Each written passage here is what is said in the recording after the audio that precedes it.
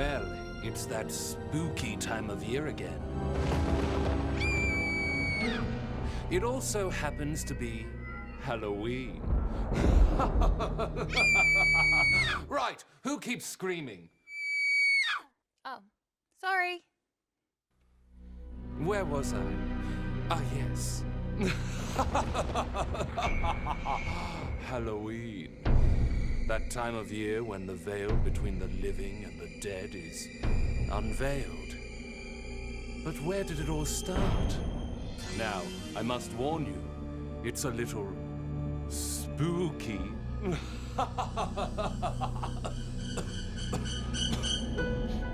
Roll the clip. The exact origins of Halloween are a little mysterious, but most people agree it started thousands of years ago with a Celtic festival called Samhain. It was celebrated in parts of Ireland, the UK, and northern France. It marked the end of autumn and the Celtic New Year. It was believed that on that night, just before the New Year began, the gates between the living and the dead would open. To ward off any spooky spirits, villagers would light bonfires, leave offerings of food, and disguise themselves as ghosts to blend in.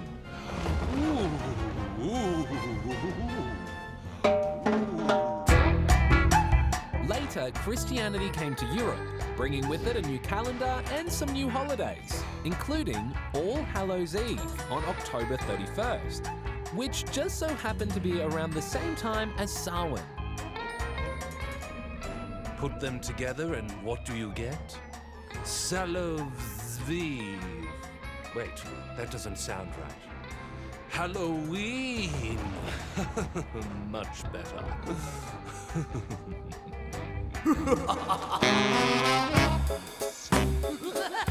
The spooky holiday became a tradition and eventually found its way to the US in the 1900s, where it really took off. Children loved to get dressed up and go guising, as it was called back then, asking for food and money in exchange for songs. These days, we call it trick-or-treating. Some other very old Halloween traditions have stuck around, like jack-o'-lanterns, which come from a Celtic folktale about a stingy farmer named Jack who would constantly play tricks on the devil. As punishment, he was forced to wander this earth for eternity, with only a lantern carved out of a turnip. Or a, pumpkin, I guess.